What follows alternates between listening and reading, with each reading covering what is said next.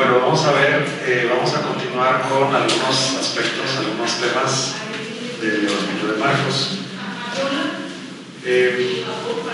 Vimos la estructura en la clase anterior que tiene que ver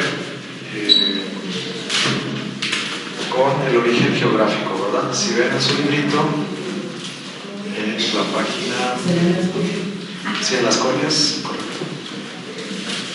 en la parte de Marcos, entonces tenemos ahí la estructura, dice desde la página 42, preparación del ministerio de Jesús.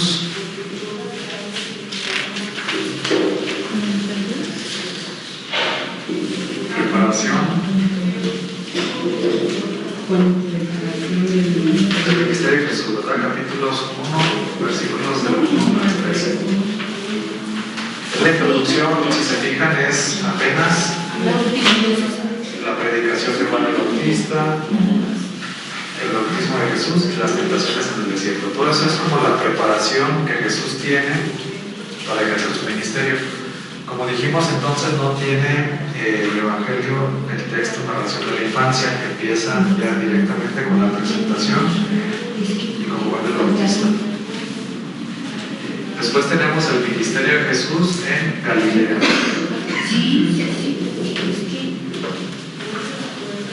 La última.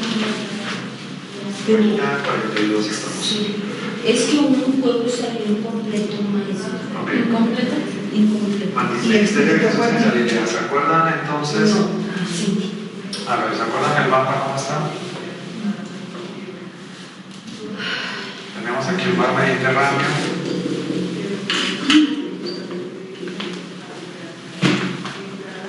Tenemos acá arriba un laguito, el río Jordán, luego acá el otro, el mar Muerto.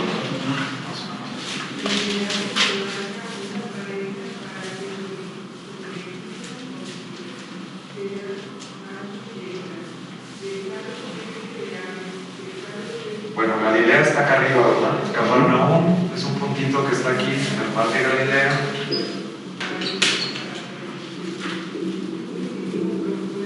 Mar de Galilea en la época de Jesús, antes era el mar de Kineret o Genesaret. Ahí hay una ciudad entonces que se llama Cafarnaúm. Ahí es donde va a empezar su ministerio Jesús. Por ahí cerquita estaba Nazaret, más adentro. Entonces, en términos geográficos, la estructura, esta estructura o esta propuesta de estructura se basa más en los datos geográficos que curiosamente así los presentó el evangelista Marcos, ¿verdad? Estamos en Marcos. Entonces, primero la preparación. El bautismo de Jesús posiblemente sí fue acá, en el río Jordán, cerca de Jerusalén. Y luego ya las tentaciones del desierto puede ser que se fuera al sur, a lo mejor esta parte aquí, ¿no? Pero luego empieza toda su ministerio, su vida pública, acá, en toda la Galilea, ¿no? Digamos acá, al norte. Ahí va a ejercer todo su ministerio. Entonces esta parte, todo es en Galilea. Vemos ahí cosas en Cafarnaúm, Galilea, diferentes ciudades, Genesaret, etc. Luego tenemos viajes de Jesús fuera de Galilea, incluyendo ya el tercer punto, sería fuera de Galilea. Jesús sale y recorre Galilea. Sí, bueno, estamos hablando del capítulo 7, versículo 24 al día 52, incluyendo la profesión de fe de Pedro. Entonces empieza a ejercer su ministerio incluso en algunas ciudades extranjeras. ¿Se acuerdan que fue con una ayuda acá de Inicia? Incluyendo también su camino a Jerusalén. Va a emprender su camino hacia Jerusalén. Entonces esta tercera etapa va a abarcar luego el cuarto misterio ya es el ministerio de Jesús en Jerusalén. Jerusalén está aquí, ¿verdad? Donde está el Mar Muerto, donde empieza más o menos un poquito para acá. Entonces digamos que esta sería la siguiente etapa. Las siguientes dos, porque va a ser el ministerio de Jesús en Jerusalén y el último va a ser la pasión, muerte y resurrección de Jesús, obviamente también en Jerusalén. La pasión, muerte y resurrección. Entonces, curiosamente, sí los agrupó el evangelista, sí están en ese orden, o sea, no es que estén revueltos, están así agrupados, o sea, la narración está así. Entonces sí tiene algo de lógica porque se plantea esta estructura. Es como decir, vamos a ver todo lo que hizo aquí, luego lo que hizo más acá, luego ya lo que hizo en Jerusalén y luego ya lo que hizo en su pasión, muerte y resurrección. Si se fijan, estamos hablando de un solo viaje, ¿sí o no? Sí. Es un solo viaje. No solamente físico, sino también teológico. Toda su vida, su predicación va encaminada a ir a Jerusalén. ¿Sí? ¿En realidad ocurrió así? Pues no. ¿Por qué? Porque dijimos que cuando menos su vida duró 3 años, su vida pública, y cuando menos había 3 fiestas que era obligatorio para ellos ir a Jerusalén. Entonces Jesús hizo muchos viajes a Jerusalén. Pero el evangelista lo estructura así. Es nada más como poner un orden, a ver, pues qué orden ponemos todos estos milagros, los 18 milagros, los discursos, los dichos, todo lo que habló, dijo y hizo. Que por cierto, Marcos no tiene tantos discursos, ¿verdad? Acuérdense que es el más breve, entonces no hay muchos discursos como Mateo, Lucas, que sí hay más discursos. Entonces, bueno, esa es una manera de estructurar este libro por la cuestión geográfica. Pero también debemos de entender, también nos da un mensaje de cómo comienza todo acá en Galilea y termina en Jerusalén. Acuérdense que también para el pueblo de Israel, Jerusalén es el centro, ¿no? El centro del universo. Siempre que dicen en la Biblia que van a Jerusalén es subir. No importa si vienen del norte, del sur, de donde vengan, siempre que en la Biblia, en el Antiguo Testamento, se menciona Jerusalén, siempre dicen subir. ¿Por qué? Porque es una cuestión de teología, ¿no? De teológica.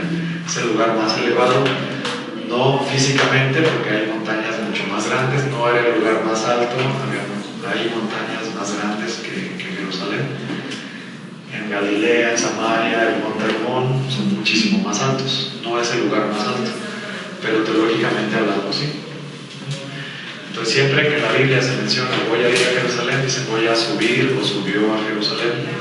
No importa si iba de un lugar más alto, de Galilea es mucho más alto que acá, ¿verdad? Aquí el Mar Muerto está como a 400 metros abajo del nivel del mar. Y bueno, pues algunos metros arriba pues está Jerusalén, entonces no es un lugar muy alto. Acá en Galilea es más alto. Sin embargo, siempre que van, aunque sea de Galilea a Jerusalén, siempre era subir. Entonces esto nos muestra un poquito ese camino ascendente, ¿no? Que en el caso de Jesús es el camino de la cruz, es el camino de ser el hombre, pues así es el profeta que tiene todo el poder para realizar todos estos 18 milagros. Pero también es el hombre que sufre, es un hombre débil, es un hombre sufriente. ¿Alguien iba a decirlo? Suspiraron. ¿Alguien como que suspiraron? Bueno, entonces esta es como la teología o la organización, simplemente la organización, pero que nos da una idea de ese camino de la cruz, ¿no? De Jesús, desde Galilea, desde donde nació, se asume, aunque no trae el Evangelio de la infancia de Jesús, se asume que vivía como en Nazaret, ¿verdad? Se asume, y hay algún texto como que así lo menciona dentro de Marcos, pero no narra toda la cuestión de la infancia. ¿Dónde se escribe el Evangelio de Marcos? Para terminar algunos puntitos que nos quedaron pendientes de la clase pasada, se escribe en Roma, ¿verdad? Ya estando en Roma. ¿Cómo se sabe que en Roma? Bueno, Marcos, dijimos entonces que muy rápidamente desde el siglo II se le atribuye a Juan Marcos este evangelio, y se sabía pues que era como el secretario de Pedro, ¿no? Como que era su secretario. Entonces se entiende, se cree, hay testimonios. San Jerónimo decía San Jerónimo dijo una frase que Marcos era el secretario de Pedro o algo así. Entonces hay algunos textos o algunos hechos históricos pues sí que confirman la cercanía de Marcos con Pedro, y se cree que posiblemente vivió unos años ahí en Roma y posiblemente después se fue a Alejandría, que estaba en Egipto, fue obispo de Alejandría. Entonces eso sí tenemos como que datos más históricos. Fue obispo de Alejandría, pero se cree que terminó de escribir su evangelio precisamente estando en Roma. Algunos textos, hay algunas frases que ya denotan que conocía el latín, entonces eso también es otro indicio de que posiblemente sí lo escribió en Roma, porque estaba ya familiarizado un poquito con el latín que se hablaba en Roma. Bueno, queda más o menos clara esta estructura. ¿Sí? Entonces parte de Galilea, fuera de Galilea, incluyendo el camino a Jerusalén. Este camino también en un momento dado dice vamos a Jerusalén y emprenden el camino, pero ya es el único camino para ir y ya no volver. O sea, no hay, en el Evangelio de Marcos, acuérdense también que es muy cortito, no hay idas y vueltas. Simplemente es una sola vía. Nada más era su camino de ida y su terminación ahí en la cruz. Vamos a ver entonces otra estructura que mencionan otros autores. Esta otra estructura no está relacionada con la cuestión geográfica, sino más bien con la cuestión teológica.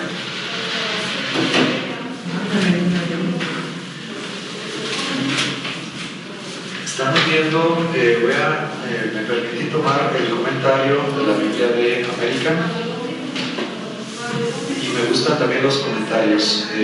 No la recomiendo mucho la Biblia de América para estudio, pero los comentarios son muy buenos. Los comentarios al pie de página, las introducciones a los libros y los comentarios al pie de página son muy buenos. Eso sí lo recomiendo mucho. La traducción es buena, pero prefiero más la de Jerusalén. Pero bueno, es una buena ayuda porque también las notas al pie de página van como poniendo de tal versículo a tal versículo y pone ahí el comentario. Bueno, la introducción, ahí menciona esta otra estructura. Dice, por ejemplo, que viene la introducción en lugar de la preparación. Aquí más o menos coincide, en lugar de la preparación para el ministerio, aquí viene la introducción. En esta parte más o menos coinciden.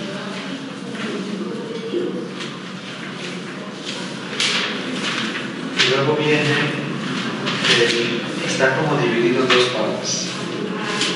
La primera parte dice Jesús Mesías.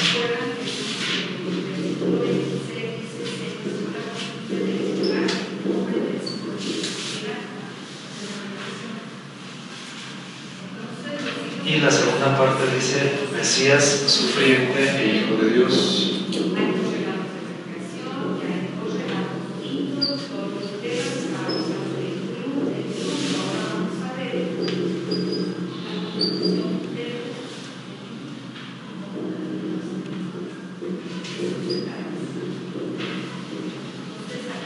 Esta primera parte donde dice Jesús es el Mesías,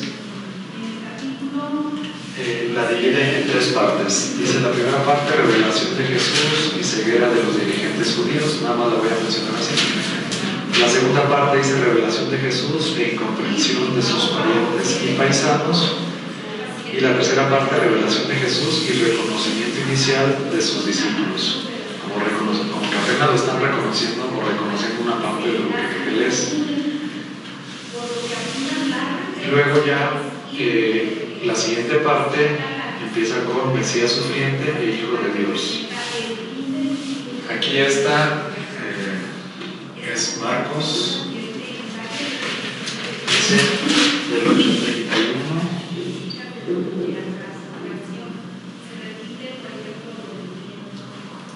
al 16,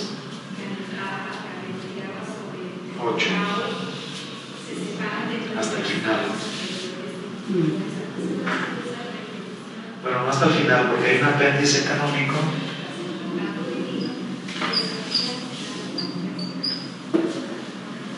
que es Marcos 16, del 9 al 20.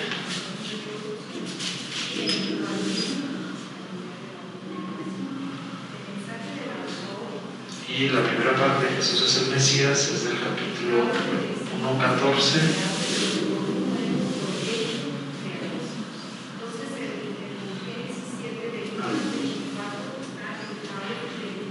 Al 8:30.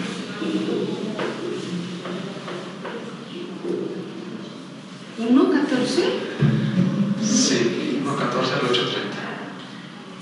La introducción casi todos coinciden que es del 1:1 al 1:13.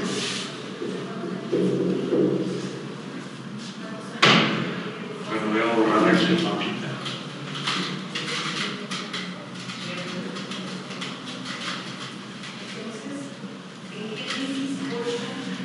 Bien, entonces en esta estructura, si se fijan, no tiene nada que ver el mapa, no tiene nada que ver la situación geográfica, pero es el mismo texto. Fíjense qué curioso. Es el mismo texto, pero está dividido de manera diferente. Entonces, aquí, bueno, la introducción, parece que los dos coinciden, esa parte introductoria, donde se nos presenta Juan el Bautista, el bautismo de Jesús, las tentaciones en el desierto, etc. Hasta ahí, la preparación de Jesús. Esto estamos igual, pero aquí en lugar de dividirlo por zonas geográficas, más bien divide la primera parte, donde se comprueba, se demuestra o va llevando los hechos hasta que reconoce Pedro que Jesús es el Mesías. Termina ahí con la confesión de Pedro, sería como el parteaguas o la primera sección donde termina ahí.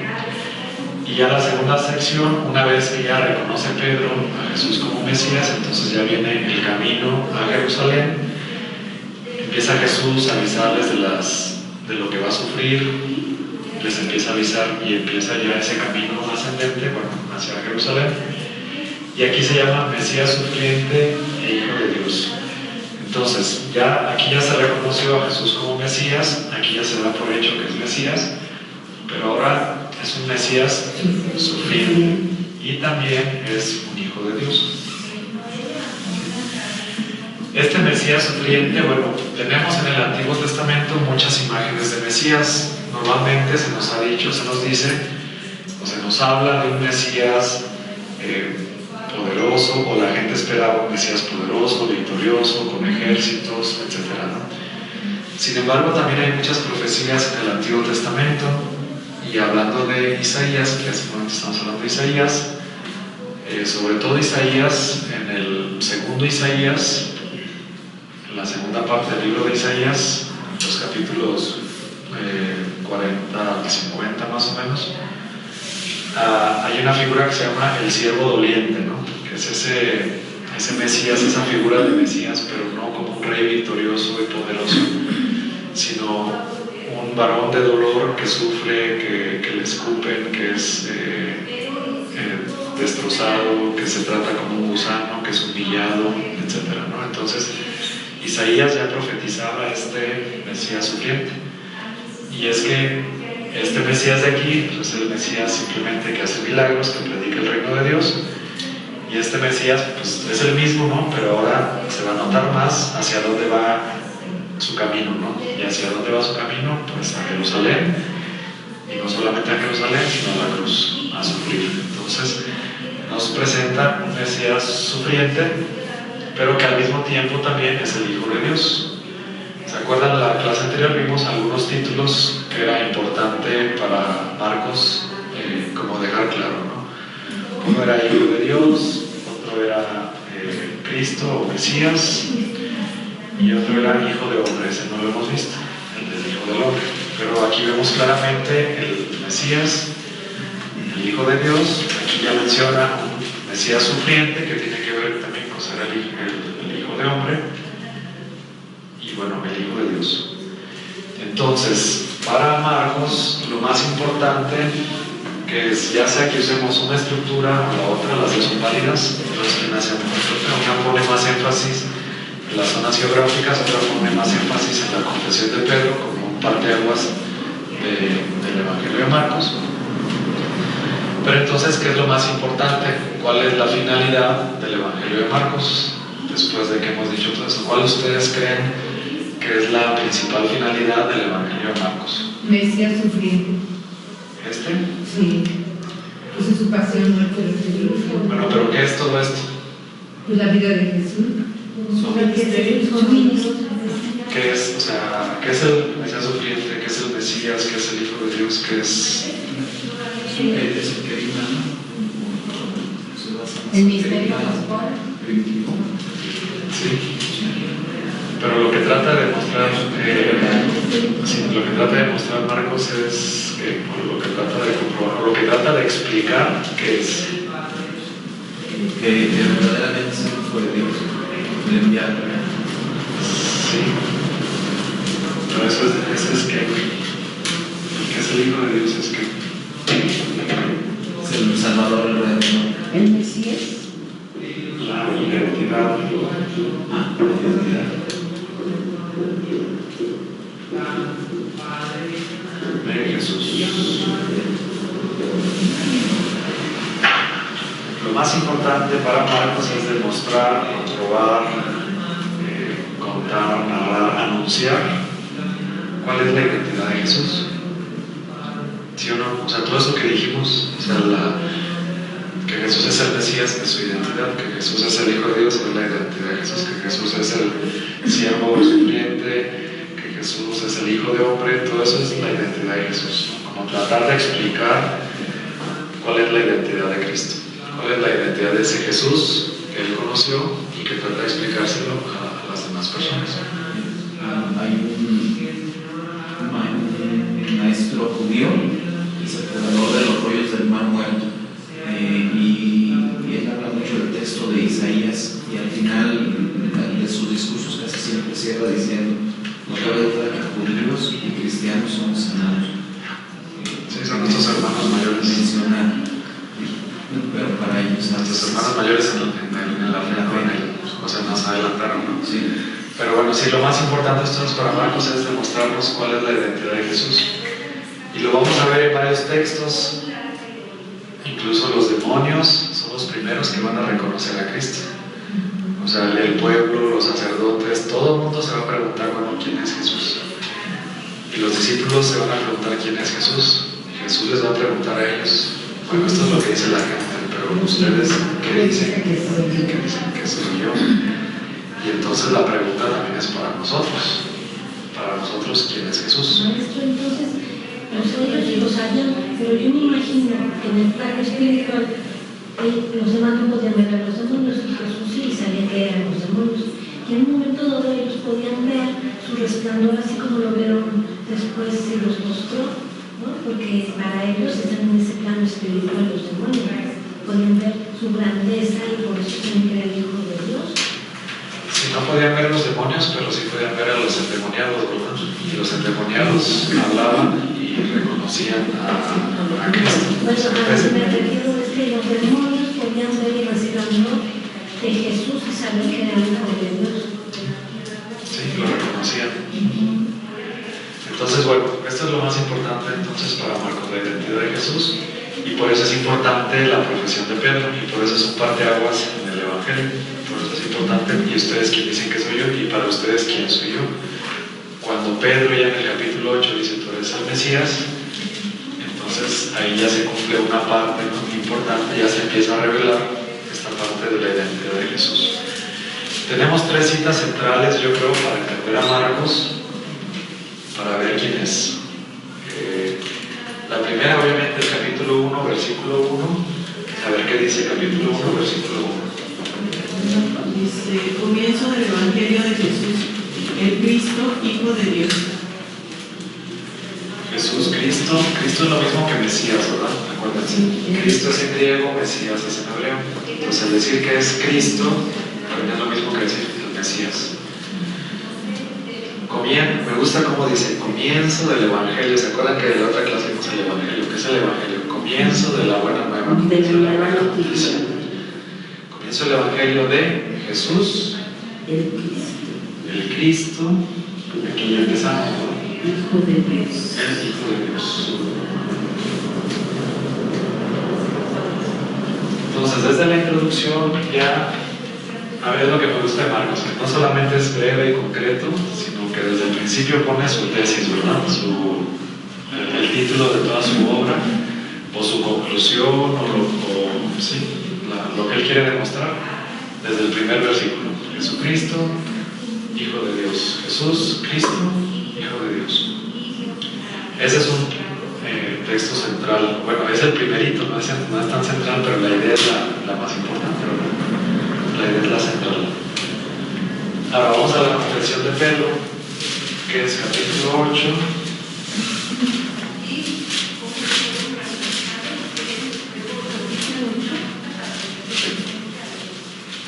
La profesión de la fe de Confesión Pedro. de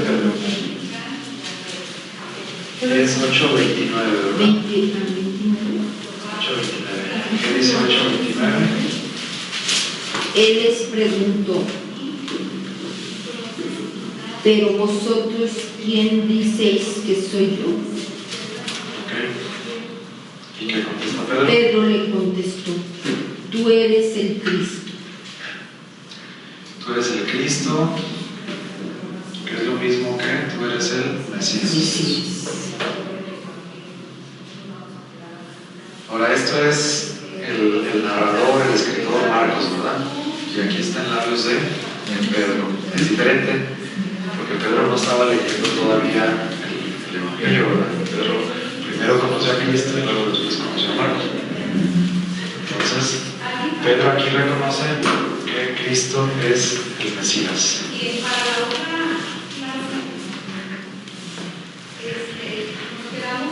Y hay una tercera cita que digamos que cierra como el ciclo con la llave.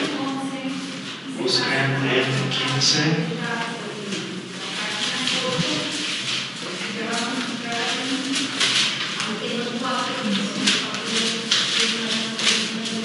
...15, 38 y 39.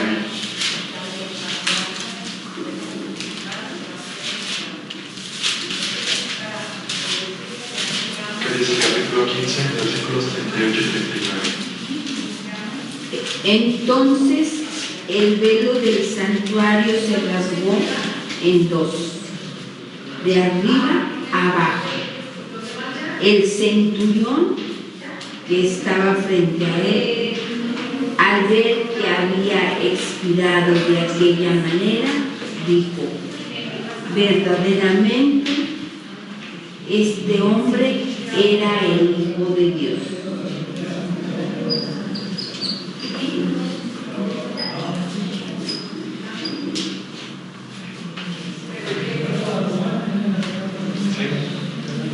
Entonces, con esta cita, con la confesión del centurión, aquí tenemos la confesión de Pedro, aquí tenemos la confesión del centurión que ve a Jesús como expira en la cruz, y él dice verdaderamente este era el Hijo de Dios. Entonces, en estas profesiones de fe, en estas tres, digamos que tenemos todo el texto, la esencia del Evangelio de Marcos, desde el 1:1, desde el principio, y este 15:38 ya es casi al final del Evangelio, ¿verdad? Acuérdense que nada más son 16 capítulos. Entonces, ya casi al final, digamos que cierra con esta profesión de fe. Entonces, por eso esta segunda estructura que nos habla de que esta es la introducción, luego la primera parte termina aquí, la segunda parte puede terminar acá, o la segunda parte se refiere a esto. Si el Mesías sufriente, porque era para que reconociera que era Jesús el Hijo de Dios, pues tuvo que sufrir la cruz, ¿verdad? Y al verlo como expira, entonces es cuando ya expresa esta frase, ¿no? Jesús es el Hijo de Dios. Entonces, en estas tres frases, entonces tenemos el mensaje principal de Marcos. Hay algo que nos estamos saltando todavía, otro título que no hemos mencionado, que es el Hijo del Hombre, ¿no? El Hijo del Hombre.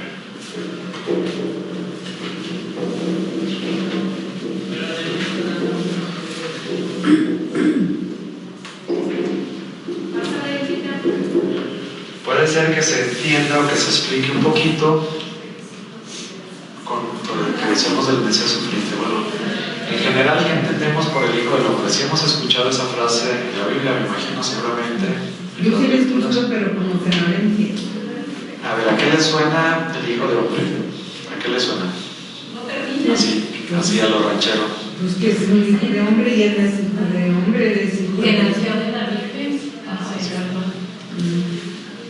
Ok, primer lugar significa que es hombre, ¿sí o no? Nosotros en nuestra fe creemos que Jesús es el Hijo de Dios, pero también que es hombre, verdadero Dios y verdadero hombre, ¿o no? Sí. ¿O era nomás como un fantasma, o como un ángel, o un holograma? No, era hombre. Era hombre. Verdadero Dios y verdadero hombre. Esa es nuestra fe, esa es la fe que profesamos. Entonces, a veces como que se nos olvida esta parte. Y entonces Jesús en su ministerio, en su debilidad, bueno, ahí está el ministerio de Dios, ¿no? Cómo se revela por medio de su Hijo, y su Hijo, en lugar de ser un todopoderoso en la tierra, es un hombre y va a sufrir y padecer hasta la muerte de cruz. ¿Sí, no? Y va a tener sentimientos, y va a llorar, y va a sufrir, y va a tener sentimientos totalmente humanos como nosotros. Entonces, ese es un primer significado de esta frase. Que no se nos olvide que es hijo de hombre, pero también nacido de mujer y tiene esa naturaleza humana.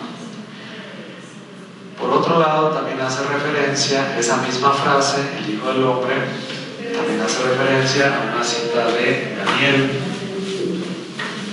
Sí es un hijo de hombre, sí es un hombre, pero no es como cualquier hombre, ¿verdad?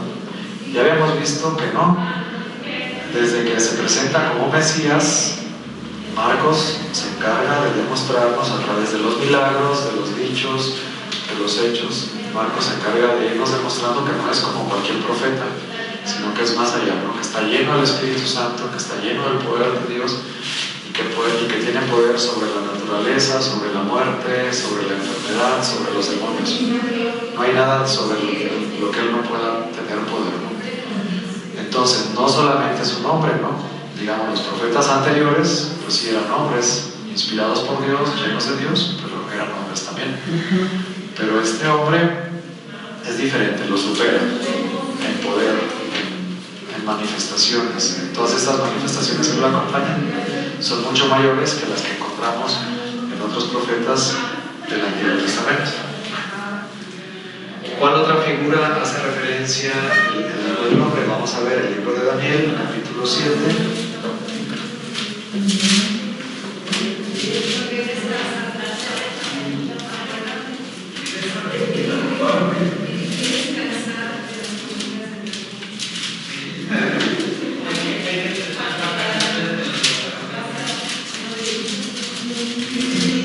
Capítulo 7. Sí. Ya les digo que lo siento.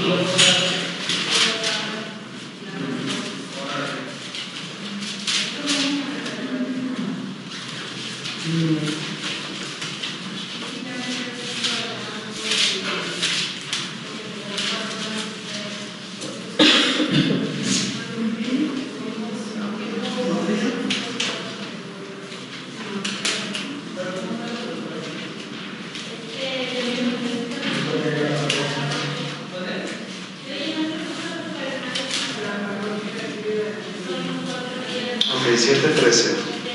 Daniel 7:13. Y siguientes, a ver quién me ayuda a leer. Yo seguía mirando y en la visión nocturna vi venir sobre las nubes del cielo alguien parecido a un ser humano que se dirigió hacia el anciano y fue presentado ante él. Sí, ¿qué más? Le dieron poder, honor y reino, y todos los pueblos, naciones y lenguas le servían. Su poder es eterno y nunca pasará, y su reino no será destruido. Muy bien, ¿lo puedes repetir otra vez? Igual lo mismo. Sí. Yo seguía mirando y en la visión nocturna vi venir sobre las nubes del cielo alguien parecido a un ser humano que se dirigió hacia el anciano y fue presentado ante él. Le dieron poder, honor y reino, y todos los pueblos, naciones y lenguas le servían. Su poder es eterno y nunca pasará, y su reino no será destruido. Bien, entonces esta frase, este título, el Hijo de Hombre, también hace referencia a esta cita. No solamente es un hombre, sí, tiene, digamos, esos dos sentidos, esos dos significados. Tiene el significado que es hombre, con todas sus debilidades, pero también hace referencia a este hijo de hombre que viene en el libro de Daniel, que no es como cualquier hombre, ¿verdad? Es un hombre que en esta visión va a venir entre nubes, ¿sí? Va a venir entre nubes y va a tener todo el poder. Entonces, tiene las dos cosas esta frase. Es un hombre que está sujeto a sufrir el martirio de la cruz, a sufrir todas las vicisitudes del ser humano, pero también es un hombre que va a venir entre nubes y que va a tener todo el poder. Hay una teología que de aquí demuestra su misericordia, ¿no? O sea, que manda a su propio hijo para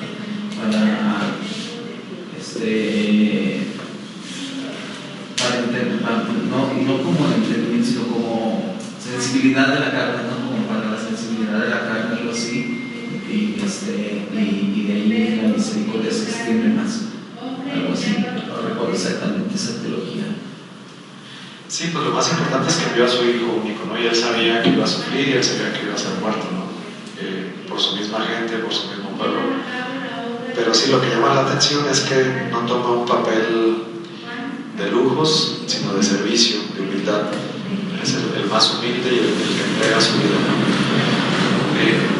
¿no? Hay una explicación, por ejemplo, de la última cena, donde les lava los pies y él se pone esa toalla, ¿no? Que es como de servicio. Y entonces, esa toalla, bueno, hay una teoría, una explicación, que es con la que él muere en la cruz, después queda desnudo y se le cae, pero lo último que pierde es esa toalla, ¿no? Entonces, toda su vida es un servicio, no solamente lavarle los pies a los apóstoles, sino que toda la vida de Cristo fue donada en un servicio hasta la cruz. Entonces, nos da a entender ese servicio, pero como ser humano, cómo se entrega totalmente por cada uno de nosotros, hasta la cruz. Y lo importante también va a ser la cruz, ¿no? Entonces, aquí vean también desde el punto de vista geográfico cómo todo apunta hacia la cruz también. Va a ser central también la cruz, la pasión, muerte y resurrección va a ser central. Bueno, aclarando estos puntos, creo que podemos ir ya directamente al texto. No sé si tienen algún comentario, pregunta de lo que hemos visto hasta ahorita, como generalidades, como estructuras, pues como sí, todo lo que hemos visto. Si nos da también como otra perspectiva. Acuérdense también que Marcos sirve de base para los demás evangelios. Los demás evangelistas sinópticos y San Juan, los demás evangelios ya conocían a este evangelio. Entonces sirve de base, sirve de fuente también, y sobre este ya construyen con otras fuentes los demás evangelistas. Entonces digamos que es el primero y es el que tiene que ir como que más al centro, ¿no? al mensaje que tiene que dar. Y esa es la ventaja también de Marcos, ¿no? Que no anda con rodeos, sino que es muy directo.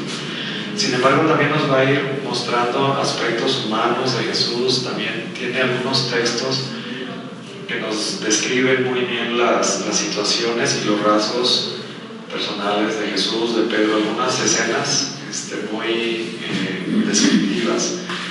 Normalmente la Biblia, desde el Antiguo Testamento, como que no narran tanto emociones, sino que narran más bien hechos, ¿no? Pasó esto y Abraham hizo, dijo, no sé qué. Pero no dicen, pues se sintió mal o pensaba esto, no es como, no narra como cuestiones psicológicas, sino que más bien va a los hechos, va al grano de lo que sucedió. Sin embargo, vamos a ver más adelante que Marcos de repente sí nos da unas pinceladas de aspectos humanos, ¿no? De emociones que se pueden percibir en los apóstoles, en Cristo. Vamos a ver diferentes pinceladas que dentro de lo breve, conciso que es, sí alcanza a darnos algunas como descripciones, o a veces en frases muy cortitas es como un resumen, ¿no? Como que en frases muy cortitas nos describe ya toda la escena, ¿no? Entonces es muy bueno también como para resumir y presentar el escenario, el panorama o la escena de lo que nos está contando. Bien, ¿algún otro comentario, pregunta? No. Bueno, vamos a ver Vamos a ir para el capítulo 1, versículo 1, ya lo leímos. Ahora vamos a ver el capítulo 1, versículo 2. ¿De Marco? Sí.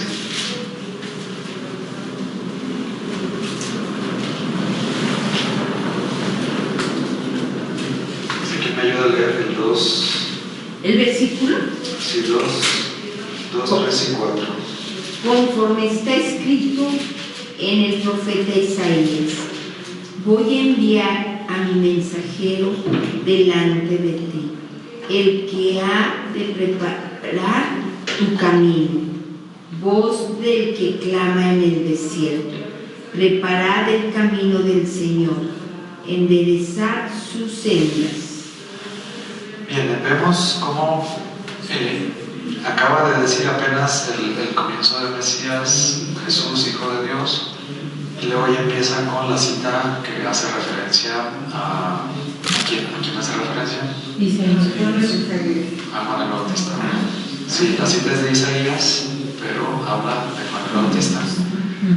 Entonces entra directo con Juan el Bautista. Juan el Bautista era muy importante en esa época. Se dice que posiblemente,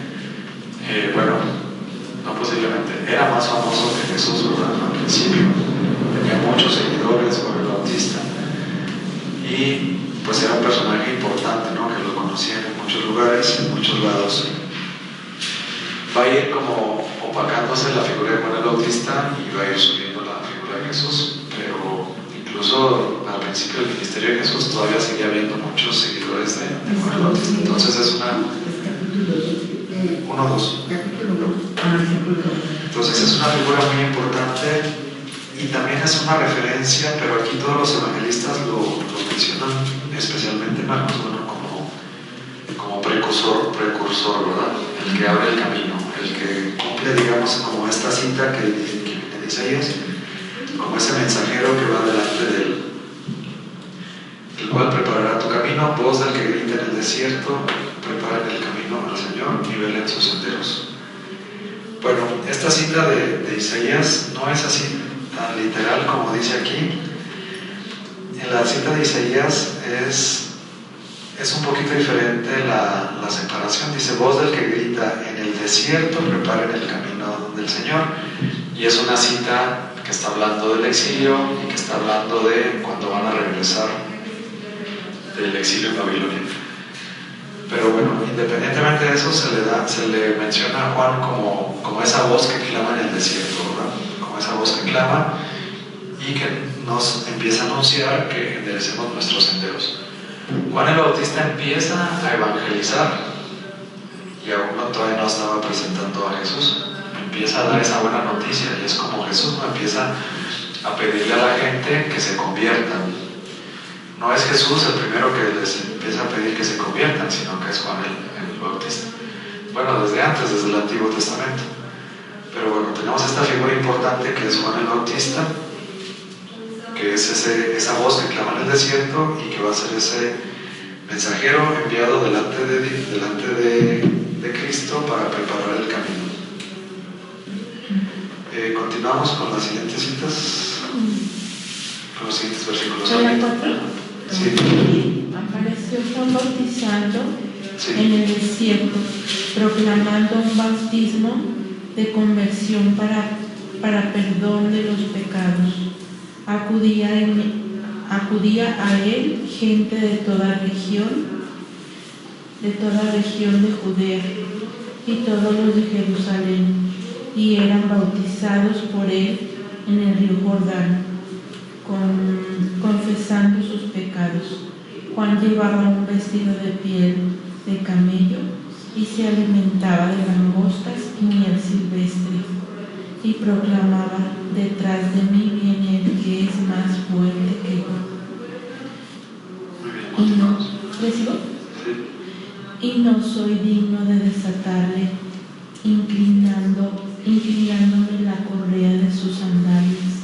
Yo les he bautizado con agua, pero él les bautizará con Espíritu Santo. Bien, entonces presenta, digamos, lo básico de Juan el Bautista, que ella predicaba la conversión, realizaba un bautismo de conversión, ¿no? Después después de reconocer sus pecados, los bautizaron en el Jordán.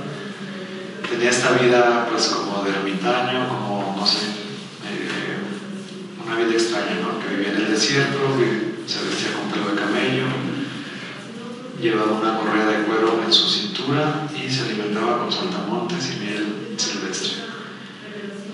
Pero lo que proclamaba era: detrás de mí el que viene es más fuerte que yo y no soy digno de mostrarme ante él para desatar la correa de sus sandalias. Juan el Bautista mismo se encarga de decir quién es el que ha de venir, el que es Jesús, ¿no?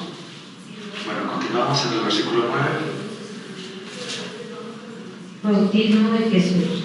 Y sucedió que por aquellos días vino Jesús desde Nazaret de Galilea y fue bautizado por Juan en el Jordán. En cuanto salió del agua, vio que los cielos se rasgaban y que el Espíritu, en forma de paloma, bajaba a él. Y se oyó una voz que venía de los cielos: Tú eres mi Hijo amado, en ti me complazco. Bien, entonces tenemos la fuerza del Espíritu Santo. Ya desde el versículo anterior ya mencionaba Juan el Bautista que decía: yo los bautizo con agua, pero el que viene los va a bautizar en el Espíritu Santo. No empieza ya a mencionar el Espíritu Santo. Acuérdense que en el Antiguo Testamento no se menciona el Espíritu Santo como tal. Se mencionaba el Espíritu de Dios, el Ruach, el viento, el soplo, el Espíritu de Dios, etc. Pero no se conocía como tal el Espíritu Santo. Ya es en el Nuevo Testamento donde se menciona ya tal cual, ¿no? Como el Espíritu Santo.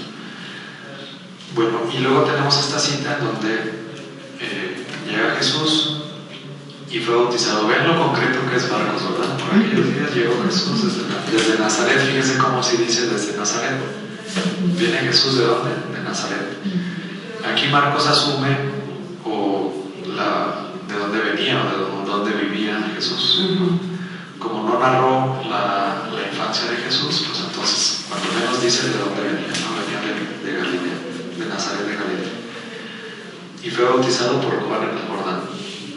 Entonces muy directo, muy resumido. Y cuando sale del agua, vio abrirse los cielos y el Espíritu que bajaba sobre él como una paloma, y se vio entonces una voz que venía del cielo: Tú eres mi Hijo amado y en ti me complazco. Bien, aquí tenemos ya entonces esta teofanía o esta manifestación de Dios, donde se muestra la preferencia, la predilección y el poder de Dios. Aquí comienza propiamente el ministerio de Jesús, ¿no? Aunque Jesús no tenía la necesidad de bautizarse porque no tenía pecado, ¿verdad? Sin embargo, él lo hace. En los otros evangelios dicen, pues convenía para que se cumpliera la escritura, porque así convenía en ese momento, ¿no? Para recibir ese bautismo, pero no porque lo necesitara, sino más bien para manifestarse ya públicamente. Y con esta voz que viene del cielo, con este espíritu que baja en forma de paloma, pues se manifiesta ya públicamente la predilección de Cristo,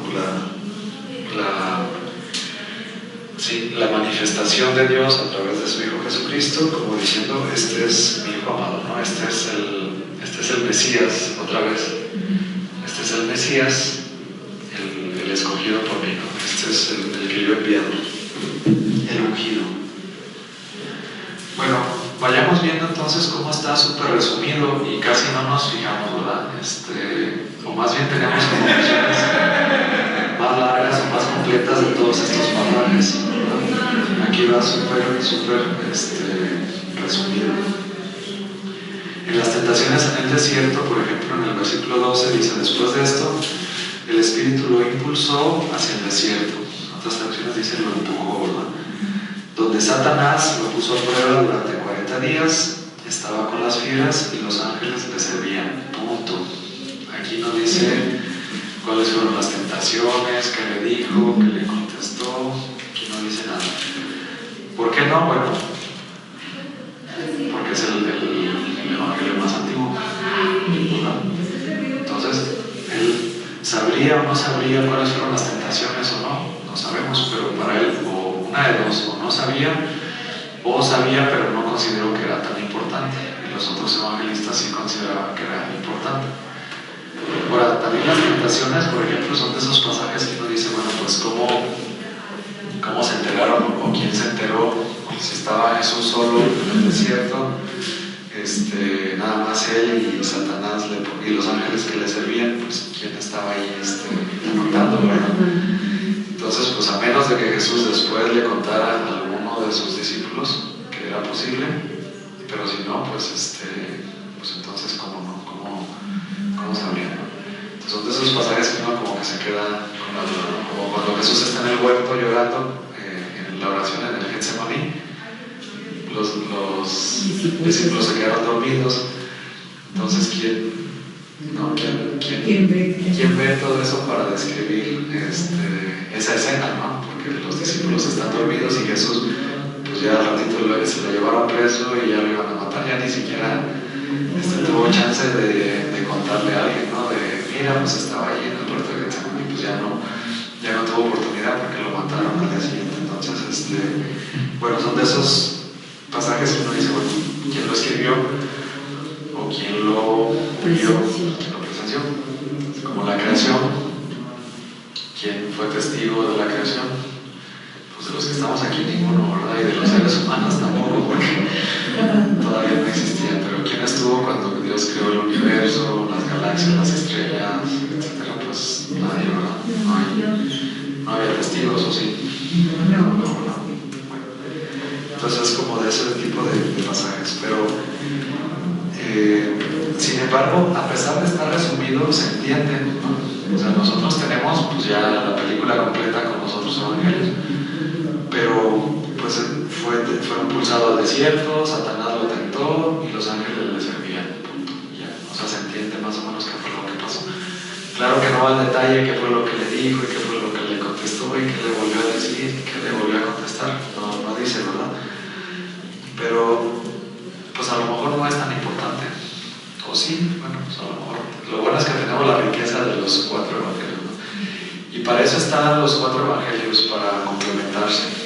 Yo creo que hizo bien la iglesia en no sacar un solo resumen o hacer de los 4 uno, porque perfectamente pudo haber hecho la iglesia eso, ¿sí o no? O sea, pudo haber dicho un papa, a ver, de esos 4, pues a ver, hagan un resumen y que abarque todo, ¿no? Pero qué bueno que no lo hicieron, ¿no? Porque nos hubiéramos perdido mucha riqueza. En ese resumen se hubiera perdido mucha información. Entonces la iglesia mejor prefirió dejar los 4 y ya nosotros hacemos nuestro resumen, o dejamos los 4 y ya de los 4 tenemos una película más completa de lo que sucedió. Ya nosotros sacamos nuestras conclusiones. Bien, entonces hasta aquí llegamos con la primera parte. Según la estructura, según la estructura, pues hasta aquí llegamos a la primera parte, ¿verdad? Que era la introducción o la presentación o la preparación de lo que va a ser el ministerio de Jesús. Aquí todavía Jesús pues, no ha dicho nada, ni hace nada, más que apenas lo bautizaron y se fue al desierto, ¿verdad? Pero para prepararse para su ministerio. Bueno, ya en los siguientes versículos, entonces ahora sí empieza la tensión, y esa tensión se va a ir manifestando. La tensión también es algo típico de Marcos, aunque es muy breve, muy conciso, maneja muy bien como si fuera una película, como una obra de teatro, cómo va aumentando la tensión. Va aumentando la tensión, hasta que de repente ya desemboca con la confesión de Pedro o la cruz, pero se va acumulando esa tensión, ¿no? Entonces, por eso dicen que es como no sé, como alguien que hace una obra de teatro que lo presenta así muy bien, por la manera en la que va escribiendo, ¿no? Aunque parece que está muy breve y muy conciso, pero va acumulando tensión y nos lo deja ver en sus escritos. Bueno, continuamos acá en el ministerio de Jesús en Galilea. Jesús inicia su predicación. Después que Juan fue entregado, marchó Jesús a Galilea y proclamaba la buena nueva de Dios. El tiempo se ha cumplido y el reino de Dios está cerca. Convertíos y creed en la buena nueva. Bien, hasta ahí es lo que habíamos comentado en las primeras clases, ¿verdad? Comienzo del ministerio de Jesús y qué es lo que comienza a predicar. El reino de Dios. El reino de Dios es como un resumen de todo lo que estaba anunciado en el Antiguo Testamento. Y el plazo se ha cumplido. ¿Por qué se ha cumplido? Pues porque Él está, ¿verdad? Porque parte del reino de Dios es su presencia, es su manifestación. Y entonces ese reino implica también para los oyentes, implica un cambio, ¿no? Implica conversión y implica fe, implica creer en el Evangelio y esa fe, o sea, creer en el Evangelio y la conversión. Cuando nosotros nos ponen la cruz en el miércoles de ceniza, ¿qué decimos? Me arrepiento y creo que el Evangelio, ¿sí o no? Pues es lo mismo que dice ahí, ¿no? Más o menos. Me arrepiento, o sea, me convierto y creo en el Evangelio. Entonces, eso es lo que predicaba Jesús. Sí, el reino de Dios ha llegado, pero eso implica una actitud de mi parte, una respuesta de mi parte, no solamente de que el reino de Dios ya llegó y ya, sino que el hecho de que el reino de Dios ha llegado, especialmente en la persona de Jesús, implica que yo tengo que dar una respuesta. Y mi respuesta es la conversión y es la fe. Creer en el Evangelio. ¿Y cuál es el Evangelio? Pues Él mismo, ¿no? Era lo que decíamos en las otras clases. ¿Cuál es la buena nueva? Él mismo. Jesús, ¿verdad? Él es la buena nueva. Pues, Fíjense cómo decía el 1.1, comienzo de la buena noticia de Jesús. Entonces, ¿cuál es la buena noticia? Pues Jesús. Jesús es la buena noticia. Y Él mismo la trae. Él mismo trae esa buena noticia al principio. Ya después va a necesitar a sus discípulos, a sus apóstoles.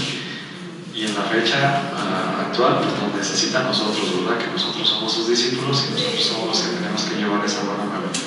Pero en su momento, Él mismo era el que llevaba la buena nueva y Él mismo era el Evangelio, Él mismo era la buena noticia. Bueno, hasta ahí continuamos ahora con el 16. En donde dice vocación de los 4 primeros discípulos. Sí, cuando les pida que leamos la Biblia hay que tratar de no leer los títulos porque cambian de una Biblia a otra y no es texto canónico, ¿verdad? Entonces los omitimos y ya nos vamos directamente al versículo. Okay. Bordeando el mar de Galilea, vio a Simón y Andrés, el hermano de Simón, largando las redes en el mar, pues eran pescadores. Jesús les dijo: venid conmigo y os haré llegar a ser pescadores de hombres. Hasta ahí lo decimos. Continúa. Al instante, dejando las redes, le siguieron. Caminando un poco más adelante, vio a Santiago el Zebedeo y su hermano Juan. Estaban también en la barca arreglando las redes. Y al instante los llamó, y ellos, dejando a su padre Zebedeo en la barca con los jornaleros, se fueron tras él. Muy bien, aquí el llamado a los discípulos, a los 12, pues se ve más resumido, ¿verdad? Aquí quienes se presentan, pues los primeros 4, quizás de los más importantes, Simón, o Pedro y Andrés, su hermano, Santiago y Juan. Dentro de los 4 pues estaban los 3 preferidos, ¿verdad? O escogidos por Jesús. Vemos también un relato de la llamada, pues muy escueta. Nada más dice que vio a los primeros 2, a Pedro y Andrés, que estaban echando las redes, y los llamó, y ellos fueron. Luego vio a Santiago y Juan, y estaban remendando las redes, que era una labor más, como de un nivel más bajo, como ayudantes. Y también les dice, síganme, y ellos lo siguen. Entonces, aquí, aunque es breve, pues explica como el discipulado, ¿no? Como el llamamiento que hace Cristo y la respuesta también que es inmediata, ¿no? Ninguno pone peros, los 4 dejan todo lo que tienen y se van. Es el llamado y es la respuesta de los seguidores de Cristo, y hace referencia pues también a todos los llamados. Normalmente, en cuanto a respuestas inmediatas, normalmente conocemos la de Mateo, ¿verdad? Que está cobrando los impuestos y Jesús le dice sígueme, y él deja la mesa y lo sigue. Sin embargo, aquí también a Simón, Andrés, Santiago y Juan, también como que es muy rápido, bueno, porque no da tantos detalles, ¿no? Como que Marcos no da tantos detalles. Ya otros evangelistas dan más detalles, y que si fueron a su casa a verlo, que si primero fue a Andrés y luego llamó a Pedro, como que ya entran más en detalles. Pero aquí la respuesta es inmediata. Entonces, el llamado es inmediato y ellos dejan lo que tienen. Sí entregan lo que tienen, pero es porque van a recibir más de lo que dejan, ¿verdad? Sus redes o lo que puedan llegar a tener, la seguridad de ese trabajo, pues lo dejan a un lado por seguir algo más. Estas llamadas, bueno, pues a lo mejor nos llama la atención cómo así de repente llega un señor y los llama y se los lleva, ¿no? Pero debemos de entender lo imponente que debió de haber sido Jesús, ¿no? O sea, su presencia, ¿no? Para seguirlo, para dejar todo. Sí, o sea, qué tan imponente físicamente, ¿no? Acuérdense, como hombre, qué tan imponente era su personalidad, su presencia, bueno, como hijo de Dios, que nada más les decía síganme y lo seguían, ¿no? Entonces debió haber sido muy impactante su presencia, su mirada. Algo tenía, ¿no? de especial, obviamente. Bueno, decimos, bueno, pues era el Hijo de Dios, pues sí, pero también era hombre, ¿no? Entonces, en esa naturaleza humana, también debió haber sido muy impactante, pues para que lo llamaran y luego lo siguieran estos 4 apóstoles, estos 4 discípulos que nos narra aquí el Evangelio de Marcos. Bien, hasta aquí alguna duda, comentario, pregunta que les llama la atención de esto que hemos estado leyendo.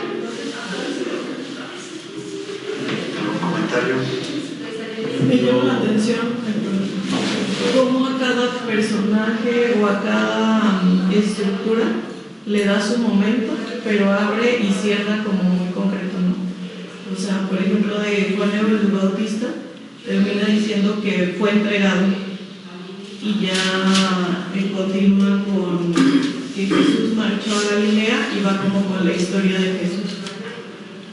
Sí, como que Jesús se estaba esperando hasta que terminara el ministerio de Juan el Bautista para que él pudiera retomarlo, pero sí, de alguna manera como que cierra ese capítulo y ya empieza el siguiente capítulo que era Cristo. Sí, ¿alguien más iba a comentar?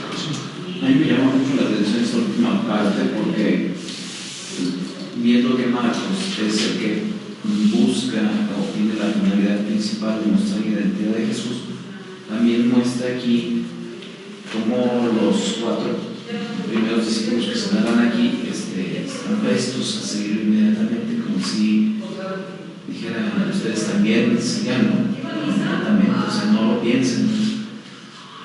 Sí, de alguna manera es el discipulado, no nada más de los apóstoles, sino de nosotros, ¿no? Es el seguimiento también. Y bueno, este evangelio y todos los evangelios, pues es una invitación también a nosotros para seguir a Cristo, para nosotros responder también así como ellos. Entonces sí va por ahí. Es una escuela, ¿no? De discipulado, el seguimiento a Cristo, que tanto se menciona, pues parte de ahí. Algo que quiero mencionar ahorita antes de que se me pase la idea es, y para cerrar yo creo que esta clase del día de hoy, es la parte, ¿ustedes creen que Marcos era creyente? Sí. ¿Sí o no? Sí. ¿Y ustedes creen que el ser creyente pudiera ser una desventaja como desde el punto de vista como histórico? ¿Desventaja? Ajá.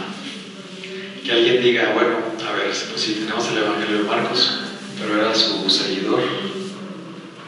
O sea, no hay quien le rebata que sea otra cosa, ¿no? Bueno, es que a veces tenemos esos tipos de ataques, ¿no? Todo el Nuevo Testamento, los Evangelios y todo el Nuevo Testamento está escrito por seguidores de Cristo, ¿sí o no? Sí. Sí, pero yo pienso que si son seguidores y si se convirtieron fue porque lo vieron y porque vieron que realmente es, y por eso lo comprobaron.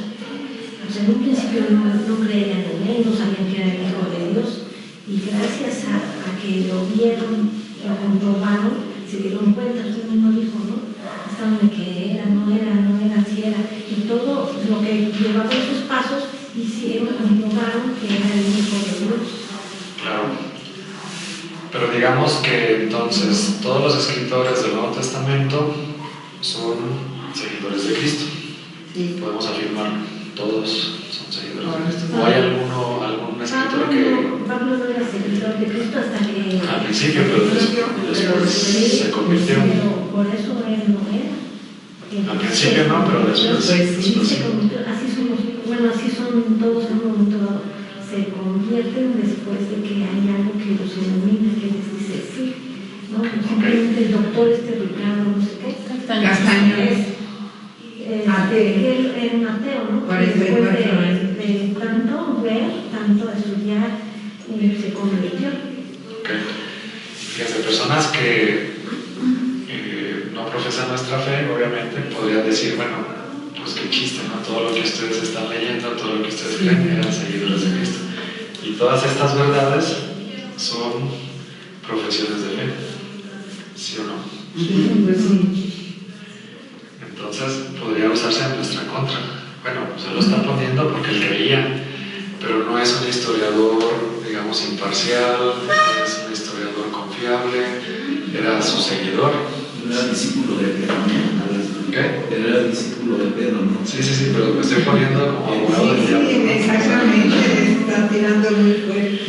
O sea, alguien podría decirnos que toda la Biblia que tenemos está escrita por seguidores de Cristo, y entonces, pues ellos simplemente están profesando la fe de lo que ellos creían, pero digamos que su punto de vista no era tan imparcial, no eran profesionales, no eran historiadores profesionales, simplemente escribían lo que creían. ¿Sí lo creían o no? Sí. ¿Y cómo le contestarían a esa persona? Bueno, punto número 1. Y estas ideas seguramente ni se habían puesto a pensarlas, ¿no? Pero sí, no debemos de esconder y debemos de estar de acuerdo. Todos los escritores del Nuevo Testamento eran creyentes, eran cristianos, todos los escritores. No hay duda de eso. Por eso no nos debe ni de preocupar ni de avergonzar, ni al contrario, o sea, es un testimonio de su fe. ¿Todos los escritores del Nuevo Testamento? Sí, todos los escritores del Nuevo Testamento eran cristianos, seguidores de Cristo, pues sí, seguidores de Cristo, creyentes, católicos, también católicos, aunque los hermanos protestantes no les guste, pero eran católicos porque celebraban la Eucaristía que tenemos en todos los textos bíblicos. Entonces, eran creyentes, eran seguidores de Cristo, y entonces muchas de las frases que nosotros vamos a encontrar en los evangelios o en las cartas o en todos los libros del Nuevo Testamento son profesiones de fe de ellos y de la comunidad a la que pertenecen. Sí, posiblemente Marcos conoció a Cristo, pero seguramente no vio todos los milagros, seguramente no vivió toda la vida pública. Entonces, más bien conoció por testigos, por la comunidad, conoció todo lo demás. ¿Sí? Por eso no significa que no estén diciendo lo que ellos creen, la verdad.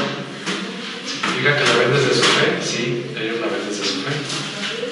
Pero eso no le quita validez. O sea, el hecho de que ellos sean seguidores de Cristo no los invalida, o no los, pues si no les quita su autoridad. Que son seguidores de Cristo, sí, todos son seguidores de Cristo. No lo escondemos. No era un historiador profesional, no era un... Yo iba a decir History Channel, pero no, History Channel está súper vendido, ¿no? Ve alienígenas por todos lados. No era un historiador profesional, no, eran parte de la comunidad.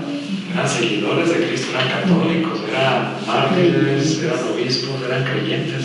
Y eso no quita, no cambia su fe y lo que ellos creían y lo que ellos habían visto y lo que ellos afirmaban. O sea, su fe no les invalida, al contrario, es lo que lo reafirma. Yo pienso que también no es nada más la narrativa de los milagros que ponen en el Evangelio, sino que al ser discípulo de Pedro también hay muchos milagros que se narran en Hechos de los Apóstoles, o bueno, algunos milagros que se narran en Hechos de los Apóstoles,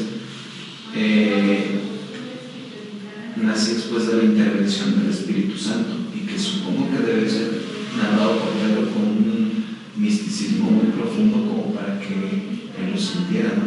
Y de ese tipo de situaciones pues nace la convicción. Sí, nace la fe, pero bueno, todo esto es cuestión de fe, pero también tenemos ese elemento histórico. Tenemos las dos partes. No por el hecho de que sean católicos ya no vale su testimonio. O sea, ellos están narrando lo que ellos vieron, vivieron, investigaron todo, y no por el hecho de que sean creyentes o que sean católicos. Ya es como decir, tú eres católico, no puedes hablar de la iglesia. Pues no, ¿verdad? O sea, aunque fueran seguidores de Cristo, resumían, plasmaban lo que ellos creían, lo que la comunidad creía, y así es. O sea, así es. Pero no lo están escondiendo, al contrario, lo están plasmando. Y lo tratan de demostrar con sus palabras, con sus hechos, y bueno, acuérdense que iban de la mano, ¿no? No solamente el Espíritu Santo, o sea, Pedro hacía milagros, la comunidad, el Espíritu Santo, todo, ¿no? O sea, todo iba de la mano. Y por eso la iglesia pues está viva hasta el día de hoy. Pero el tener varios testimonios, el tener 4 evangelios, pues nos da hasta como esta certeza, ¿no? En lugar de meternos duda de que si más seguridad, nos da más seguridad de que son más testimonios que confluyen hacia lo mismo. Lo reafirma. Los testimonios son lo más fuertes, pero en este caso yo me quedo pensando, por ejemplo, en el de San Sebastián, ¿no? Que es el primer mártir, y que son los que están dispuestos a dar la vida por esta creencia, por como lo pudiera interpretar cualquiera que no conozca esta fe. Y el caso de San Pedro también se narra el camino de la Via, ¿no? El Quo-Vadis, ¿no? Que menciona el latín que dice Cristo amado y demás. Sí, exacto, dice el padre Santiago Martín, a mí me gusta escuchar sus homilías, no sé si lo han visto en YouTube.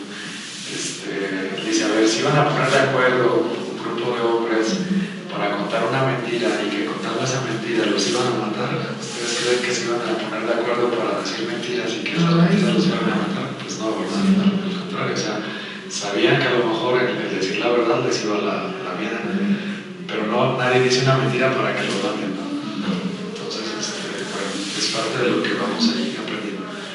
Pero bueno, ya vimos un poquito más de Marcos, y yo creo que aquí le dejamos y ya continuamos.